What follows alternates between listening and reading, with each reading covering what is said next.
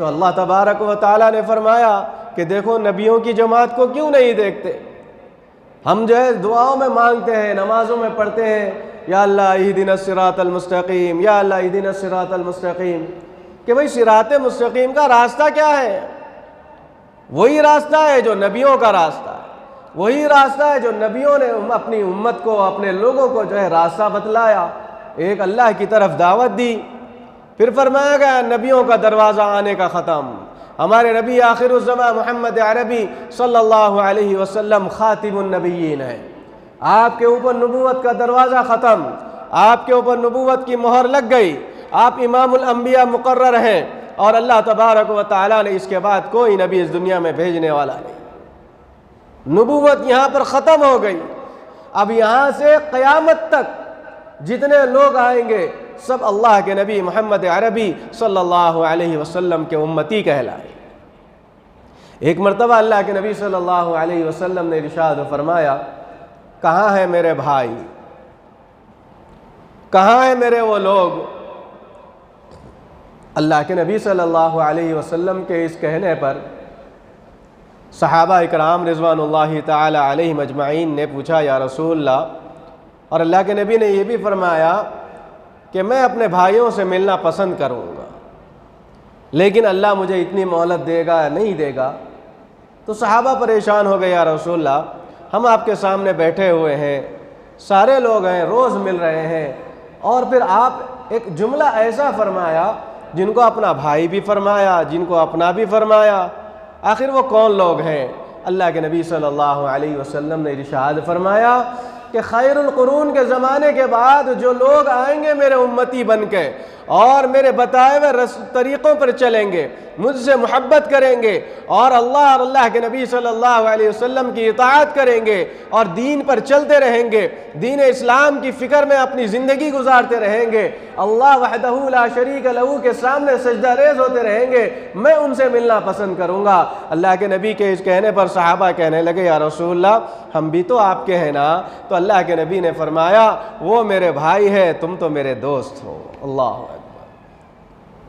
یہ اللہ تبارک و تعالیٰ کے پیارے نبی محمد عربی صلی اللہ علیہ وسلم کی محبت کا جذبہ تھا اپنی امت کے ساتھ، اور ہم اور ہمارا حال اتنا گیا گزرا کہ ہم جو ہے اپنے اعمال کو، اپنی عبادتوں کو ایک جو ہے رسمی طور پہ بنا کے بیٹھ گئے۔ مثال کے طور پہ جمعہ آ گیا، اب جمعہ کا دن ہم جو ہے اس حال میں گزار لیتے ہیں کہ بھئی 1 گھنٹہ ہم کو بس مسجد میں دینا ہے، بس اس کے بعد پھر سارا ہفتہ ہم کو چھٹ۔ مسجدوں میں آتے ہیں، سنت و نوافل کا اہتمام کرنا چھوڑ دیے۔ ایک وہ دور تھا کہ جب اللہ کے گھروں میں لوگ آتے تھے تو اگر مسجد کے اندر وضو کرتے تو تحیۃ الوضو کے 2 رکعت نفل نماز پڑھتے، اور وہ دور ایسا عظیم الشان دور تھا کہ اس دور کے اندر لوگ مسجد میں آتے تو تحیۃ المسجد کی 2 رکعت نماز پڑھتے اور اللہ کا شکر ادا کرتے، یا اللہ تو نے جتنے لوگ بازاروں میں ہیں ان سے افضل مجھے بنایا کہ تو نے اپنے گھر میں مجھے بلایا، تو نے مجھے اتنا قابل سمجھا کہ تو نے مجھے اپنے گھر میں بلایا اور عبادت کی توفیق عطا فرمائی۔ اگر تو مجھے اپنا نہیں سمجھتا، اپنے گھر نہیں بلاتا، تو یا اللہ میں بھی جو ہے غافل لوگوں میں شامل ہو جاتا، میں بھی بازاروں میں پھرنے والا ہو جاتا، میں بھی جو ہے دنیا و ما فیہا میں الجھ کے رہ جاتا، نہ دین میرے اوپر غالب آتا، نہ آخرت میری فکر میں آ جاتی۔ تو یہ اعمال لوگوں کے ہوا کرتے تھے، اور جب فرائض مکمل کرتے تو سنت و نوافل کا اہتمام کرتے تھے۔ آج ہم دیکھ رہے ہیں کہ جیسے امام السلام علیکم ورحمۃ اللہ، السلام علیکم ورحمۃ اللہ، دوسرا سلام ایسا پھیرتا ہی نہیں ہے، بس اٹھ جاتے ہیں اور نکل کر باہر چلے جانا ہمارا جو ہے پسندیدہ عمل بن رہا ہے۔ ہم نہ دیکھ رہے ہیں کہ پیچھے کوئی نماز پڑھ رہا ہے، کیا ہم اس کی نماز کے سامنے سے جا رہے ہیں؟ کتنا بڑا گناہ ہے۔ اللہ کے نبی صلی اللہ علیہ وسلم نے ارشاد فرمایا کہ جو اللہ کا بندہ نمازی کے سامنے سے گزرتا ہے، اللہ تبارک جان بوجھ کر نمازی کے سامنے سے گزرتا ہے، اللہ تبارک و تعالیٰ اس کی نیکیوں کو ایسا جلاتا ہے جیسا لکڑی کو آگ جلا دیتی ہے۔ ہم اس کو بالکل نارمل طریقے سے لے لیے جا سکتے، کوئی بات نہیں۔ میرے محترم بزرگوں دوستوں، نمازی کا خیال کرو، کچھ دیر بیٹھو۔ فرائض کے بعد حدیثوں کے اندر یہ بات ملتی ہے کہ جو اللہ کے بندے فرائض مکمل کرتے ہیں اس کے بعد جو عبادت کرتے ہیں وہ اللہ قبول فرما لیتا ہے۔ آج امام صاحب اجتماعی دعا کر لیتے ہیں، اب آپ کی الگ ضرورت، ہر ایک کی ضرورت ہے، ہر ایک کو ضرورت پیش آتی ہے۔ 2 منٹ بیٹھ جائیں، اللہ کے سامنے ہاتھ اٹھائیں، گڑ گڑائیں، مانگیں، ہمارے گھر کے حالات کو سنوار لیں، اپنے لیے مانگیں، والدین کے لیے مانگیں، بھائی بہنوں کے لیے مانگیں، رشتہ داروں کے لیے مانگیں، اور اپنی پوری امت کے لیے مانگیں، پوری امت مسلمہ کے لیے دعاؤں کا اہتمام کریں۔ یہ طریقہ ہوا کرتا تھا۔ فرمایا گیا کہ جو اللہ کا بندہ اپنے کسی بھائی کی خیر کی دعائیں کرتا ہے، اللہ تعالیٰ وہ پورے خیر کے معاملے اس مانگنے والے کے حق میں قبول فرما لیتا ہے۔ آج دعا کا مانگنا، دعا کرنا ہمارے لیے وقت نہیں ہے، ٹائم ہمارے پاس نہیں۔ اب بعض لوگ کہتے ہیں کہ بھائی نماز خود ایک دعا ہے، چلو ٹھیک ہے، کوئی بات نہیں، نماز میں دعا ہو رہی ہے، لیکن نماز کے اندر کی جو دعائیں ہم پڑھتے ہیں وہ دعاؤں کا جو معاملہ ہے وہ اجتماعی طور پہ سارے لوگ دعا کر رہے ہیں، اس میں کوئی شک نہیں ہے، لیکن ہم کو اپنے حالات میں سدھار لانا ہے تو اپنے رب کے سامنے ہم کو مانگنا ہے، رب سے مانگنا ہے۔ شاعر ایسے ہی نہیں کہا کہ منت سے سماجت سے عزت سے مانگو، منت سے سماجت سے عزت سے مانگو، بندے ہو خدا کے تو رب سے مانگو۔ پہلے بندگی ظاہر کرنا ہے، اللہ کے سامنے ہم کو گڑ گڑانا ہے، یا اللہ یہ تیرا عاجز بندہ ہے، بڑا گندا ہے، اعمال کے حساب سے بڑا گندا ہے، لیکن پھر بھی یا اللہ تیرا بندہ ہے، تیرے در کے سوا مجھے کون سا ایسا در ملے گا کہ جہاں پر میں اپنی روداد رکھوں، جہاں مجھے جاتے ہی میری جو ہے باتیں، میری حاجتیں کون سنے گا؟ کسی کے پاس وقت نہیں ہے، یاد رکھ لیجیے۔ بڑے لوگوں کے حالات، بڑے لوگوں سے ملنا اگر پڑتا ہے، ان سے جب ملنے کا وقت لیا جاتا ہے تو اپوائنٹمنٹ لیٹر لینا پڑتا ہے کہ آج آپ جائیں گے، اپوائنٹمنٹ لیں گے 4 دن 5 دن، اور پھر اس کے بعد جب آپ ملنے جائیں گے تو کہا جائے گا 1 منٹ 2 منٹ سے زیادہ آپ کو وقت نہیں دیا جائے گا۔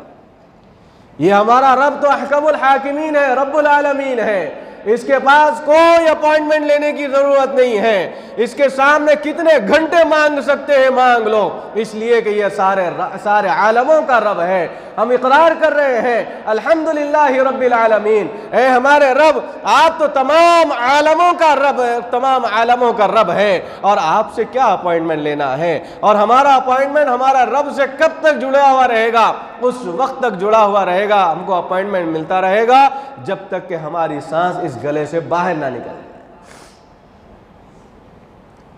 مختصر اپوائنٹمنٹ، مختصر وقت بڑے لوگوں کے پاس ملے گا، 2 منٹ 5 منٹ، لیکن اللہ وحدہ لا شریک لہ کا معاملہ ایسا ہے، اس کا اپوائنٹمنٹ کوئی وقت مقرر نہیں ہے، جس وقت میں چاہو مانگو، اللہ سے مانگو۔ اسی لیے فرمایا گیا صراط الذین انعمت علیہم، کہ ہمارا رب نے ایسے راستہ ہم کو بتلایا، جن لوگوں کا راستہ ہمارے سامنے پیش کیا گیا ان لوگوں کے راستے انعام والے راستے۔ صراط مستقیم پہ چلنے سے کیا ملے گا لوگ پوچھتے ہیں نا، تو صراط مستقیم پر چلنے سے اللہ کے انعامات ملیں گے، اللہ کی بخشش ملے گی، اللہ کی جنت ملے گی، اللہ کی طرف سے حوض کوثر ملے گا، نبی پاک صلی اللہ علیہ وسلم کی شفاعت ملے گی، اس سے بڑھ کے دولت اور کیا چاہیے؟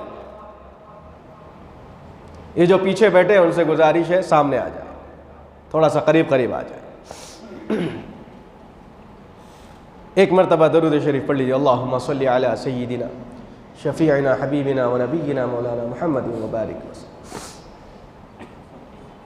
من النبیین والصدیقین، اللہ تبارک و تعالی چاہتا ہے کہ نبیوں کے راستے کو دیکھو، صدیقوں کے راستے سے دیکھو۔ ایک مرتبہ نبی پاک صلی اللہ علیہ وسلم نے ارشاد فرمایا کہ دنیا کے اندر اسلام کا منظر دیکھنا چاہتے ہو تو 2 چیزیں دیکھ لو۔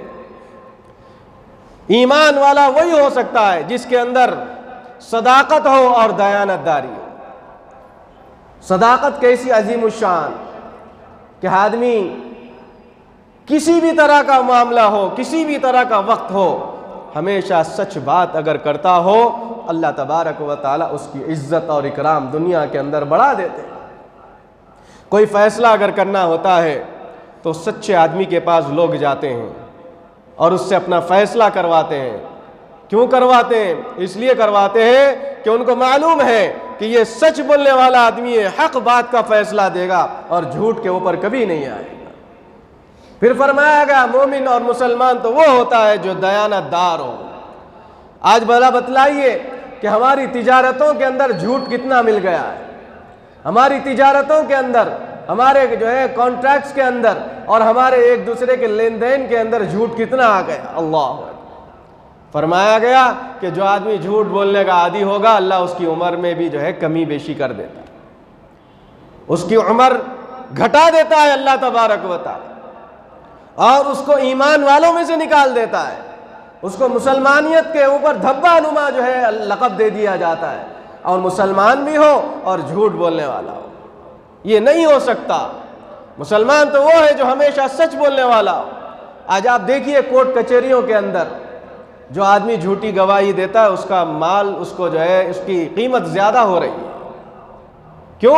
کیونکہ دندناتے ہوئے آ کے وہ کہہ رہا ہے ہاں بھائی بس پیسہ مل جائے، جو بولے میں گواہی دے دوں گا۔ اللہ کی پناہ میں آ جائے، ایسا کرنے والا کل قیامت میں جہنم کی آگ کا مستحق ہو جائے گا۔ جھوٹی گواہی ہرگز نہ دے۔ زندگی کے اوپر آنچ آئے کوئی بات نہیں، لیکن ہم جھوٹی گواہی دینے والا ایک مومن اور مسلمان نہیں ہو سکتا۔ کتنے ایسے لوگ ہیں، کتنے ایسے بچے ہیں جو آج جیلوں کے اندر ہیں، پھنسے ہوئے ہیں، پھنسا دیا گیا ان کو، جھوٹے الزامات لگا کے ان کو پھنسا دیا گیا۔ اللہ نے اگر آپ کو استطاعت دی ہے تو ایک 2-3 مہینے پہلے چند جیل کے بچوں سے ملاقات کا موقع ملا۔ کبھی کبھی رمضان میں ان کو درس دینے کا بھی موقع ملتا ہے، کبھی بلا لیتے ہیں۔ ہمارے ایک دوست ہیں وہاں پر جیلر، بچوں کے اور بڑوں کے، تو دیکھنے کو یہ بات مل رہی ہے کہ ان کے لیے 10,000 20,000 اگر رقم جمع کر دی جائے تو ان کو بیل مل سکتی ہے۔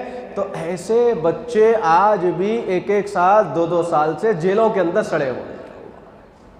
اللہ کے نبی صلی اللہ علیہ وسلم نے ارشاد فرمایا کہ اگر اللہ تبارک و تعالیٰ نے آپ کو صاحب دولت بنایا ہے، صاحب استطاعت بنایا ہے، تو آپ جائیے دیکھیے کہ یہ جو نوجوان بچے اپنی عمریں جیلوں کے اندر کاٹ رہے ہیں محض ایک جھوٹی گواہی کی وجہ سے، محض ان کو بیل کے پیسے نہیں بننے کی وجہ سے وہ آج ان کو بیل نہیں مل رہی ہے۔ آپ چپکے سے جائیں، معلوم کریں، دیکھ لیں۔ ایک آدمی کو اگر آپ جیل کی قید خانوں سے آپ چھڑا لیں گے تو اللہ تبارک و تعالی آپ کو اس دنیا کے قید خانے سے چھڑا لے گا انشاءاللہ۔ جہنم کی قید سے اللہ تبارک و تعالی آزاد فرمائے گا۔ آج ہمارے پاس اپنے بھائیوں کی فکر کرنے کے لیے وقت نہیں۔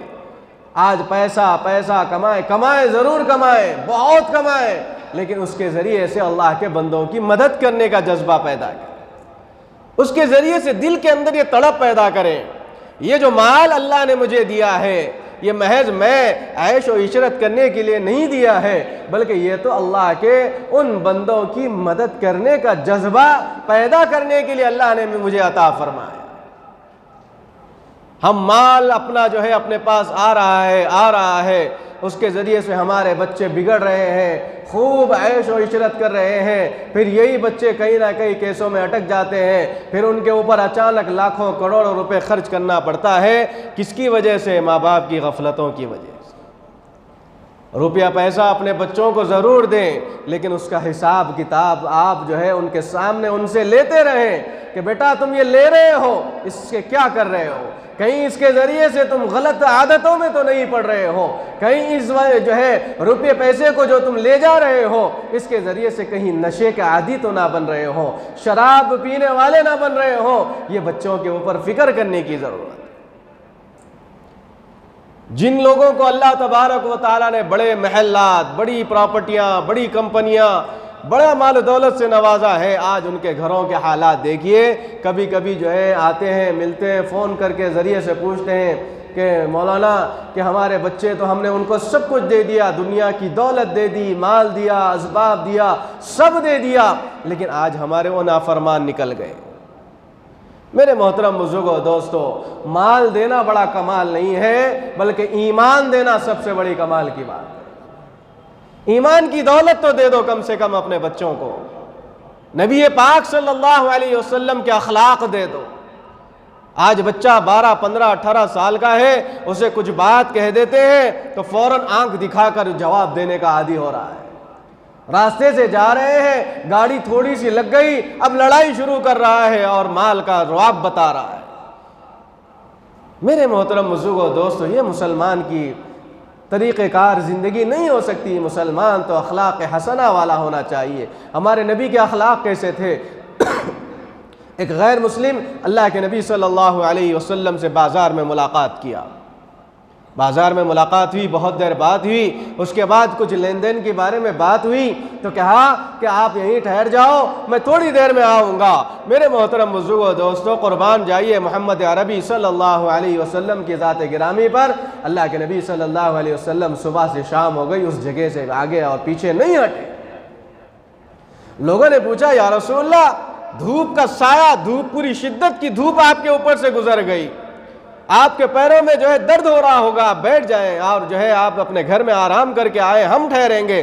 کہ کون آئے گا؟ ہم اس کو آپ کے گھر تک لے کے آئیں گے۔ اللہ کے نبی نے فرمایا نہیں، میں اللہ کا نبی ہوں اور میں وعدہ خلافی نہیں کر سکتا۔ اس نے کہا مجھ سے یہاں ملنے کا وعدہ تو میں یہیں رہوں گا۔ میرے محترم بزرگوں دوستوں، ہمارے نبی کے اخلاق ایسے تھے۔ جب دوسرے دن وہ گزرا وہاں سے، اللہ کے نبی ٹھہرے ہوئے ہیں، قدموں میں گر گیا، ہاتھ پکڑا، ایمان قبول کر لیا، کہنے لگا یا رسول اللہ، آپ نے میری ایک زبان پر اس جگہ کو نہیں چھوڑا تو آپ کا دین کیسا محبوب دین ہوگا، مجھے کلمہ پڑھائیے، میں اسلام قبول کر لوں۔ یہ اسلام کی حقانیت ہوا کرتی تھی۔ مسلمان کے ایک کردار کی وجہ سے غیر ایمان لے کر آ جاتے تھے۔ آج وہ تعصب جو لوگوں کے اندر پیدا ہو گیا، یہ سوشل میڈیا کے ذریعے سے تعصب پیدا کیا جا رہا ہے۔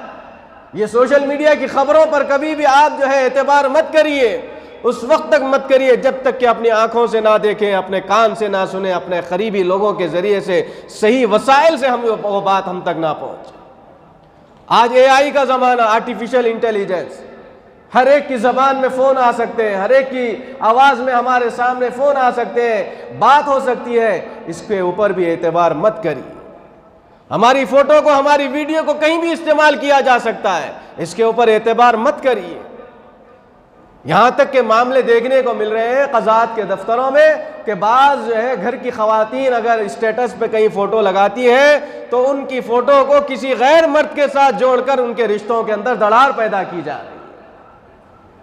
میاں بیوی کے رشتوں کو مضبوط بنائیں، آپس میں محبت اور الفت کے ساتھ رہیں، اور زندگی کے اندر اخلاق حسنہ اور زندگی کے اندر اللہ اور اللہ کے رسول صلی اللہ علیہ وسلم سے سچی محبت اور الفت کا مظاہرہ کریں۔ گھروں کے اندر دینی تعلیم کو عام کریں، گھروں کے اندر قرآن مجید کی تلاوتوں کو روزانہ کرتے رہا کریں، گھروں کے اندر صحابہ اکرام صحابیات کے واقعات کو گھروں کے اندر پڑھتے رہا کریں، تاکہ گھر کی خواتین جان لیں کہ اسلام کے اوپر جب صحابیات نے اپنی زندگیوں کے نذرانے پیش کیے، حضرت سمیہ رضی اللہ تعالی عنہا نے جو اسلام کی سب سے پہلی شہید خاتون کا لقب آپ کو ملا ہے، تو کیسے آپ نے اپنی جان کا نذرانہ کیسے پیش کیا۔ اما جان حضرت عائشہ صدیقہ رضی اللہ تعالیٰ عنہ کے واقعات بتائیں، حضرت خدیجہ الکبریٰ رضی اللہ تعالیٰ عنہ کے واقعات بتائیں۔ آپ سب سے بڑی تاجر بھی تھیں، لیکن تجارت کے اصول و ضوابط آپ کو معلوم تھے۔ میرے محترم بزرگوں دوستوں، آج حلال و حرام کی تمیز ہم سے چھوٹ گئی، ختم ہو گئی، جس کی وجہ سے ہمارے پاس دیکھنے کے لیے تو مال بہت آ رہا ہے، اور مال جس طرح سے حرام طریقے سے آتا ہے اس سے زیادہ تیز رفتار سے چلا بھی جاتا ہے، ہم کو پتہ ہی نہیں چلتا، اور وہ خالی نہیں جاتا، بیماریاں دے کر جاتا ہے، بڑی بڑی بیماریوں میں مبتلا کر دیا جاتا ہے۔ تو اسی لیے حلال روزی اللہ سے مانگے، اللہ تبارک و تعالیٰ کس سے مانگے، روزی مانگے، رزق مانگے، ضرور مانگے، لیکن حلال روزی کا مطالبہ کریں، حرام کمائی سے بچنے کی فکر کریں۔ حرام لقمہ اپنے بچوں کے پیٹ کے اندر نہیں پہنچانا چاہیے۔ بچوں کے اندر حرام لقمہ پہنچ رہا ہے، جس کی وجہ سے ہمارے بچے نافرمانی کی طرف آ رہے ہیں۔ آج یہ موبائل کے اندر ہمارے بچے پیسے کما رہے ہیں، یہ کون سی کمائی ہے؟ یہ کیا حلال ہے؟ نہیں میرے محترم بزرگوں دوستو، یہ مکمل حرام کمائی، جس کمائی کے اندر آدمی کا وجود ہی نہ لگے، آدمی کی محنت نہ لگے، اور جو چیز خریدی جا رہی ہے اس خریدی ہوئی چیز کے ہم مالک نہیں بنے اور اس کے اوپر پیسہ لگا کے آپ بیچو، جتنا فائدہ ہے لیتے جاؤ۔ لیکن یہ جو لوڈو، یہ جو چیرز، کیا جو ہے گیما جو ہے آگے، ہمارا نوجوان بچہ آج اس کے اندر تباہ و برباد ہو رہا ہے۔ ہم نے کئی ایسے والدین کو دیکھے کہ بچے ان کے ماں باپ کے اکاؤنٹ اس کے اندر لگا دیے اور جو ہے لاکھوں روپے جو ہے ہارتے چلے گئے، برباد کر دیے۔ یہ صراط مستقیم کا راستہ نہیں ہے۔ صراط مستقیم کا راستہ یہ ہے جو نبیوں کا راستہ ہو، صدیقین کا راستہ ہو، شہداء کا راستہ ہو، کیسی زندگی کے گزارنے کے طریقے ہمارے نبیوں نے عطا فرمائے، جو ہمیشہ زندگی کے اندر صداقت کہنے والی بات ہوتی ہے، وہ صداقت آج ہمارے دلوں کے اندر بھی آ جائے۔ حضرت ابو بکر نام آپ کا صرف ابو بکر تھا، صدیق کیسے پڑا؟ جب آپ کی صداقت پورے عرب کے اندر پھیلی گئی تو آپ کو صدیق کا لقب دیا گیا۔ وہ لقب کی لاج تو رکھ لیں کم سے کم۔ گھروں کے اندر بچے ماں باپ سے جھوٹ بولنا شروع کر دیتے ہیں، کچھ جو ہے سودا سلف منگایا جاتا ہے، پیسے جو ہے بغیر اجازت کے رکھ لیتے ہیں، کھا لیتے ہیں، خرچ کر دیتے ہیں۔ میرے محترم بزرگوں دوستوں، بتلایا گا یہ بھی چھوٹی سی چوری کہلائے گی۔ آپ اجازت لے لیں، آپ نے اتنا سامان منگایا تھا، اس کے اندر اتنے پیسے جو ہے بچ گئے، اگر آپ اجازت دیں میں رکھ لوں یا پھر ہم کے حوالے کر دیں۔ تو اس کے ذریعے سے گھروں کے اندر برکتوں کا نزول ہوتا ہے، اس کے ذریعے سے ماں باپ کو اپنے بچوں کے اوپر کانفیڈنس پیدا ہوتا ہے، ماں باپ اپنے بچے کے اوپر اعتماد حاصل کر لیتے ہیں۔ اگر بچہ بددیانتی، خیانت والے معاملے کرنا شروع کر دیتے ہیں، آج ہم کو دیکھنے کو مل رہا ہے، بچے کہتے ہیں کہ بھائی فلاں بیٹے کو ہمارے امی بہت چاہتے اور ہمارے والد بھی چاہتے، مجھے نہیں چاہتے۔ بیٹی کہتی ہے کہ مجھے زیادہ چاہتے ہیں، تجھے نہیں چاہتے، تو مت آنا۔ تو یہ کیوں ہو رہا ہے؟ یہ شاید اس وجہ سے ہوتا ہے کہ ماں باپ کا جو اعتماد ہوتا ہے وہ اعتماد آج اولاد حاصل نہیں کر پاتی ہے۔ ماں باپ کی جو اطاعت کرنے کا جو جذبہ ہے وہ اطاعت میں کمی ہو رہی ہوگی، جس کی وجہ سے والدین ایک کو چاہتے ہیں دوسرے کو نہیں چاہتے۔ قرآن میں کہا گیا فَلَا تَقُلْ لَهُمَا اُفٍّ وَلَا تَنْهَرْهُمَا، اپنے ماں باپ کی کچھ باتیں ناپسند ہو جائیں تو آپ ان کو جھڑکنا، گالی دینا تو دور کی بات ہے، اف تک بھی کہنے کا حکم نہیں ہے۔ تو آج ہمارا بچہ ماں باپ کے ساتھ کیسا سلوک کر رہا ہے؟ وَلَا تَنْهَرْهُمَا، ان کو ہرگز نہ جھڑکنا، وَقُلْ لَهُمَا قَوْلًا كَرِيمًا، اور ان کے ساتھ نرمی والے انداز میں بات کرنا، عزت سے بات کرنا، ادب سے بات کرنا۔ وَاخْفِضْ لَهُمَا جَنَاحَ الذُّلِّ مِنَ الرَّحْمَةِ، کہ جس طرح پرندے اپنے بچوں کو پر کے اندر لے کے کیسے سمیٹتی ہے، ایسے ہی اپنے دونوں کندھوں کو اپنے ماں باپ کے لیے خدمت کے لیے لگا دینا۔ ان کا ایک لفظ، ایک حکم آ جائے، بے چوں و چرا قبول کر لینا، اس باتوں پر عمل کرنا شروع کر دینا۔ وَقُلْ رَبِّ ارْحَمْهُمَا كَمَا رَبَّيَانِي صَغِيرًا، میرے محبوب صلی اللہ علیہ وسلم آپ دعا فرمائیے۔ کیا دعا فرمانا ہے؟ رَبِّ ارْحَمْهُمَا، اے ہمارے پروردگار ہمارے والدین پر ایسا رحم کرنا، کما ربیانی صغیرہ، جس طرح تو ہم کو بچپن میں ہمارے اوپر رحم کیا کرتا۔ کون ہے جو اپنے ماں باپ کے لیے روزانہ دعا کر رہا ہے؟ کس کے پاس وقت ہے؟ ماں باپ سب کچھ کر دیتے ہیں تو بچہ جاتے ہوئے کوئی اس کی چیز نہیں ملتی تو کہتا ہے تم نے کیا کیا میرے واسطے؟ ماں کو کہتا ہے کہ تم نے کیا کیا میرے واسطے؟ ماں تو 9 مہینے اپنے بچے کے وزن کو پیٹ میں اٹھا کر پھری تھی۔ فرمایا گیا، اللہ کے نبی صلی اللہ علیہ وسلم کے دربار میں ایک شخص کہنے لگا، یا رسول اللہ، میں اپنی امی جان کو کندھے پہ اٹھا کے پورا حج کا سفر کرایا، طواف کرایا، مینا لے گیا، مزدلفہ لے گیا، صفا مروہ کا جو ہے چکر کرایا، سب کچھ کر دیا، میں نے زندگی میں بہت جو ہے اپنی ماں باپ کی خدمت کر دی، کیا میں نے اپنی ماں کا حق ادا کیا؟ قربان جائیے فدا امی و ابی یا رسول اللہ صلی اللہ علیہ وسلم پر کہ ہماری جو ہے جانوں کا نذرانہ اللہ کے نبی صلی اللہ علیہ وسلم پر قربان ہو جائیں۔ اللہ کے نبی نے فرمایا کہ تم نے اپنی ماں کا اس وقت کا لمحہ، جس وقت تم پیدا ہو رہے تھے، جو درد ماں کو ہو رہا تھا، اس درد کے برابر بھی تم نے حق ادا نہیں کیا۔ اللہ بیٹا کیا کہہ رہا ہے کہ کندھوں پہ اٹھا کر میں نے پورا یہ سفر کرایا، حج کرایا، پوری مشقتیں برداشت کی۔ ماں کا جذبہ، ماں کے قدموں کے نیچے جنت، باپ جنت کے دروازوں میں سے بیچ کا دروازہ، اگر دونوں کو راضی کر لو گے تو جنت میں آرام سے چلے جائیں گے، دونوں کو ناراض کرو گے تو نہ جنت ملے گی نہ دروازہ دیکھنے کو ملے گا۔ اللہ تبارک و تعالیٰ سے دعا ہے کہ رب العالمین ہم تمام کو صراط مستقیم پر چلنے کی توفیق نصیب فرمائے، اخلاق حسنہ ہماری زندگیوں میں داخل کرنے کی توفیق نصیب فرمائے، مولا مرتے دم تک دین اسلام پر زندگی گزارنے کی توفیق نصیب فرمائے، مرنے سے پہلے پہلے مولا ہماری زبان پر کلمہ جاری و ساری فرمائے۔ وصلی اللہ تعالی علی النبی الکریم والحمد للہ رب العالمین۔ سنتیں جو